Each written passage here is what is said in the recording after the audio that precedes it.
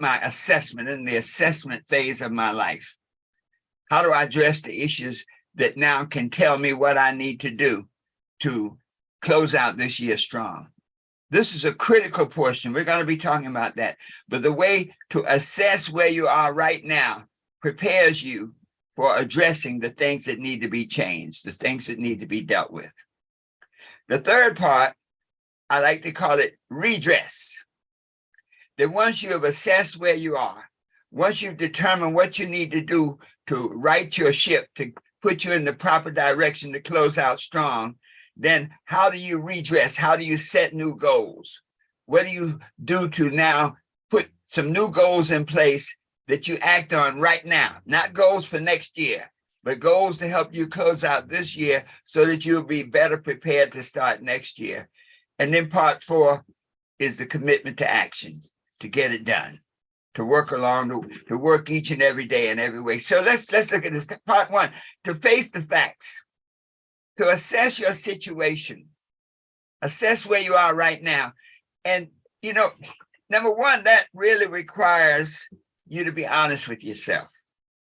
You know, many of us, and we'll call it new thought, positive thinking, are so busy doing new thoughts and positive thoughts that we don't do a reality check.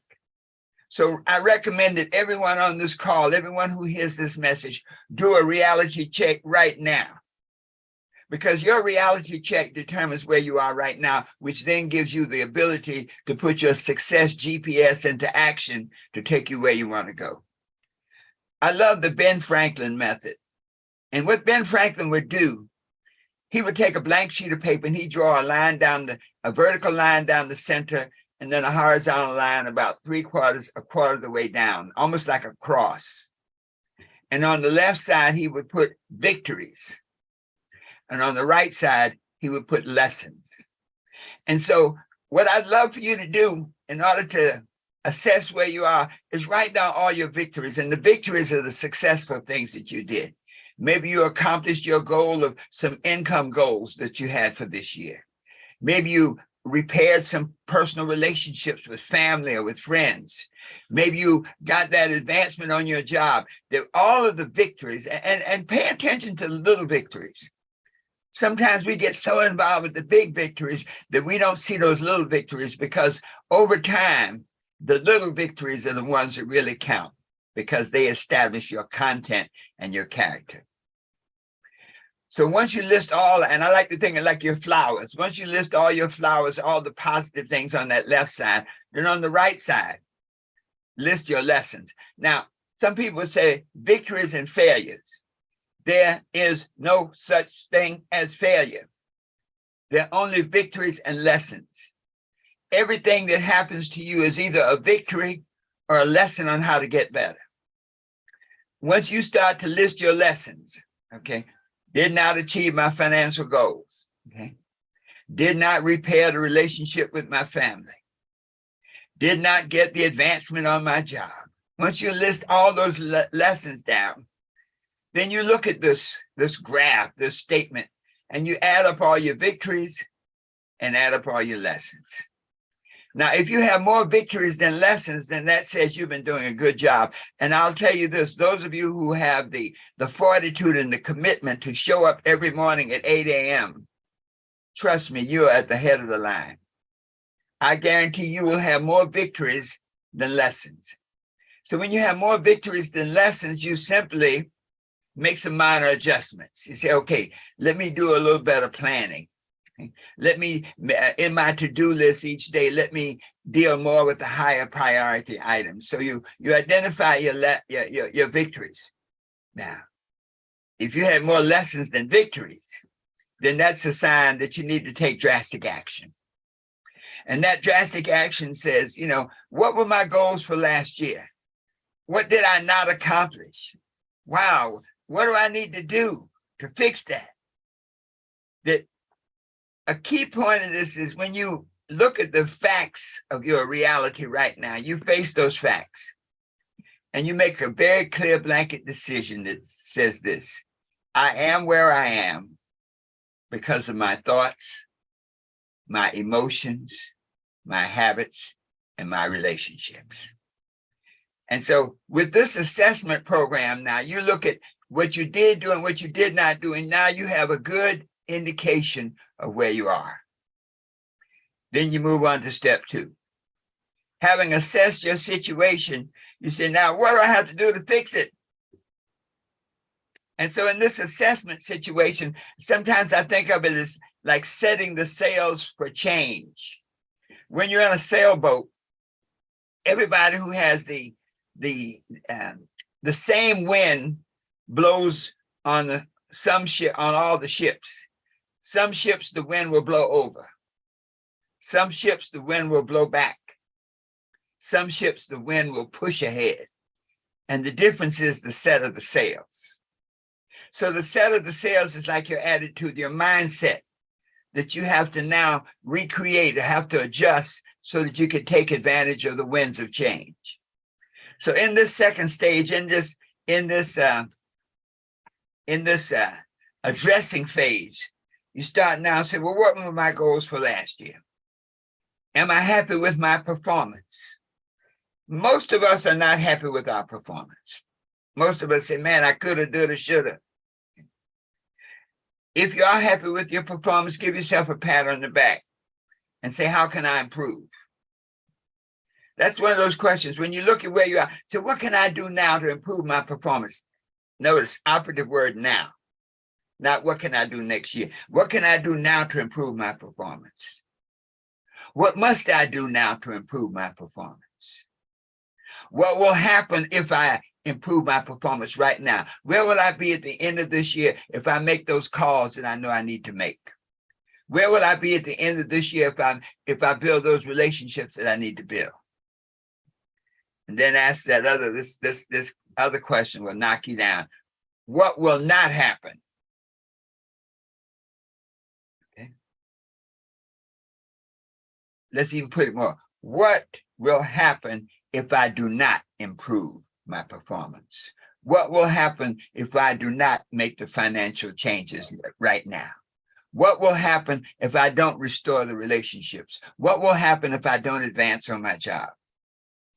So the key thing here in this assessment phase, in this addressing phase, is to lay out the things that you can do to change your life and to change the trajectory of your life right now. And then take responsibility for it. You know, there's a good thought that says, if you keep doing what you've always done, you'll keep getting what you've always gotten. So once you make these adjustments, you say, okay, whatever it is, it's up to me.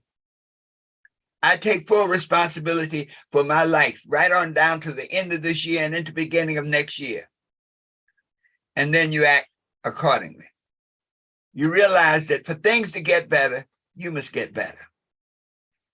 I think it was Benjamin Franklin said, if you must cut down a tree, spend 90% of the time sharpening the axe. And that will make the 10% of the time that you cut the tree down more effective. So once you've done this, assessing your situation and addressing the changes you need to make a commitment to get better and better. Make a commitment to sharpen your own axe, to think better thoughts, to manage your emotions, to improve your habits, to build stronger relationships. Step 3 is now redefine your goals and objectives. Once you've looked at your situation and say, okay, you know what? I didn't save the money I was supposed to save.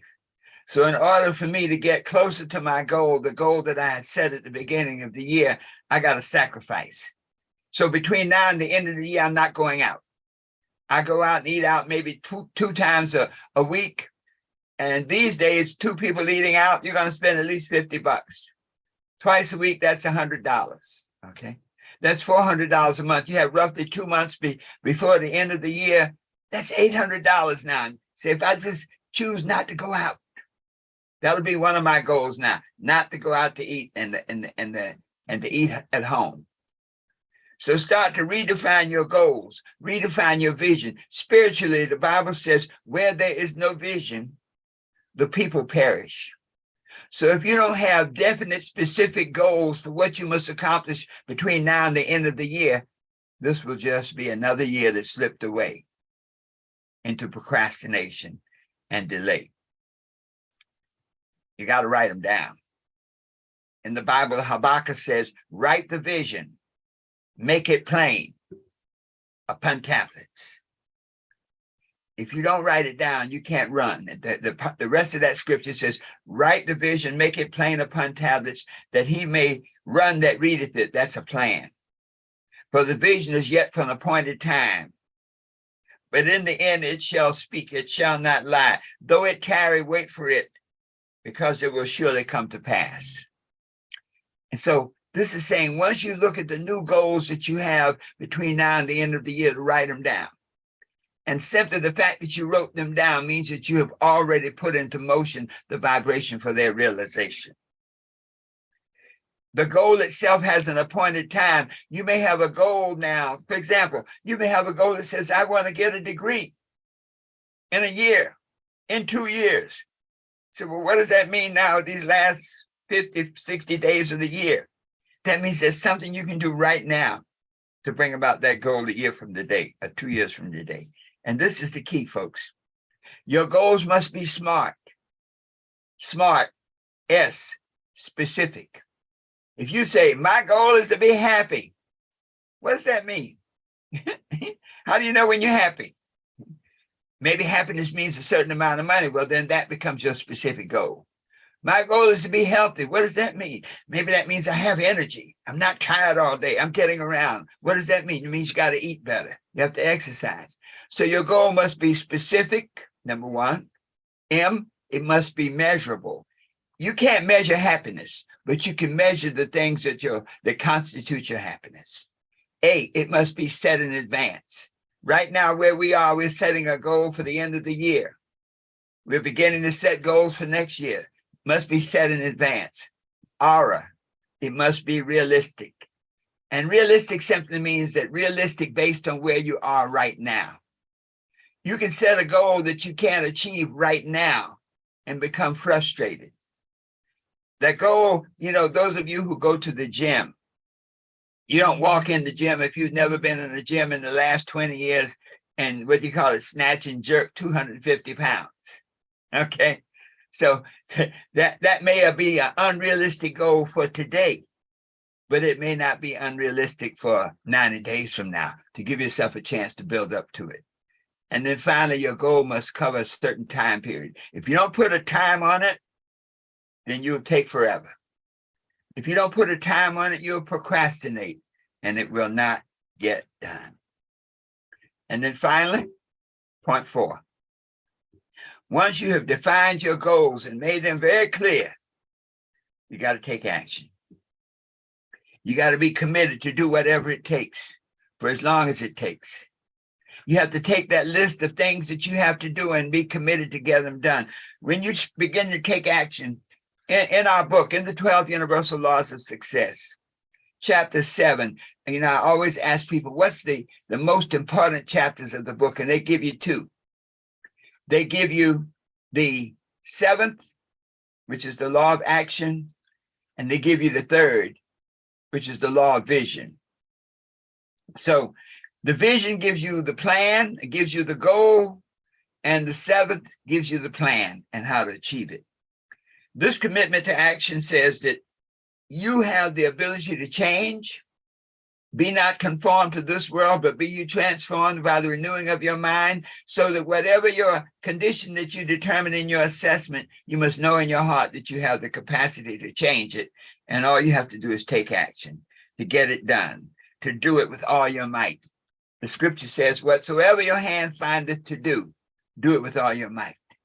The Habakkuk says, the goal is yet for an appointed time. That means that you can get there. That he may run that readeth it, that means a plan. So this commitment to action now says, take the new goals that you've defined for yourself, write them out, and take a written plan of action that you follow each and every day. That you write your goals for the next day, the night before. That you make your list of activities to be performed the night before. That you not only make the list, but you schedule the time that those activities must be performed, and you allow enough time to do it. And then each day you're committed to do whatever it takes for as long as it takes to get it done.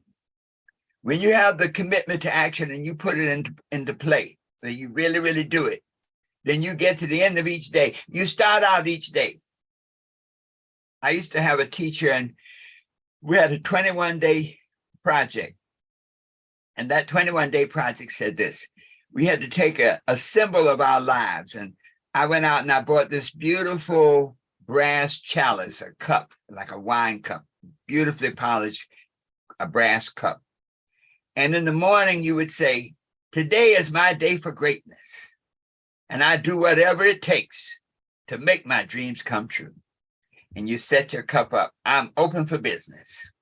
And at the end of the day, you would turn that cup over and you say, today, I did everything I could with what I had to do it with to make tomorrow the way I want it to be.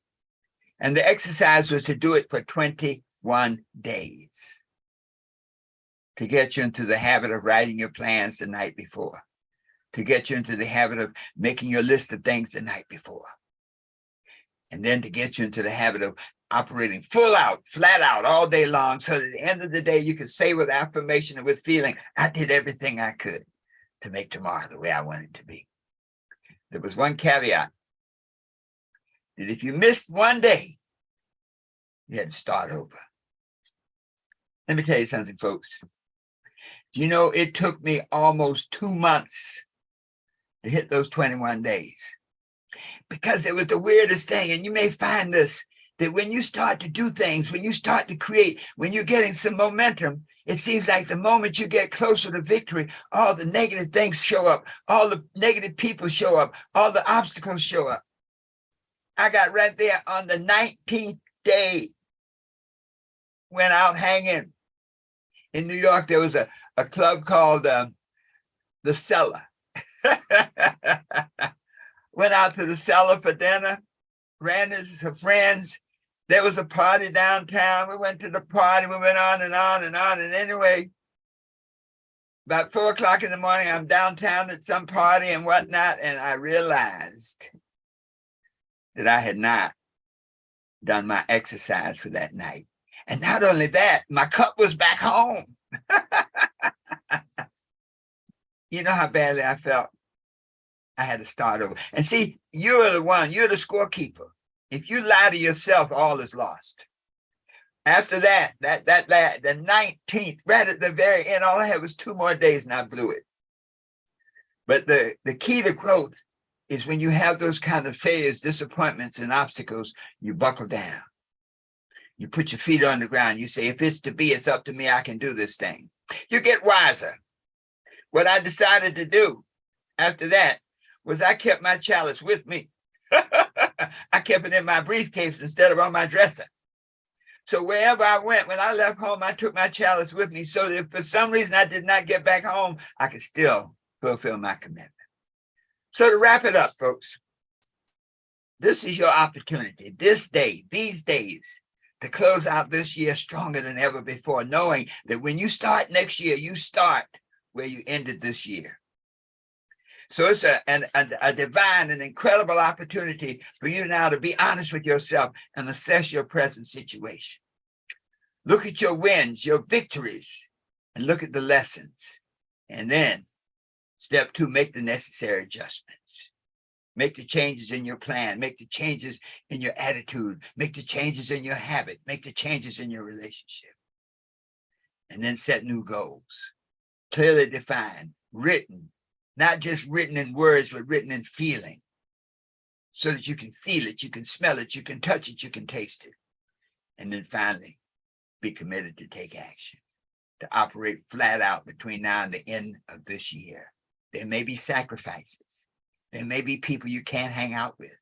There may be activities you can't do because you keep your eyes straight on the prize to make this year your year for outrageous success and set the platform for next year where you be what you want to be, do what you want to do, and have everything you desire, always knowing that the best is yet to come. I invite each and every one of you to go to our website, our link tree, www.herbertharris.info, And there's a link on there to our home study course, because all the things I told you in this class today, in this lesson today, have been reduced to a home study course with 4 audios, with workbook to help you facilitate this process over these next 60 days that can transform your life. So don't forget, go to visit our website, herbertharris.info. Thank you so much. Back to you, Karen. I hope this was helpful.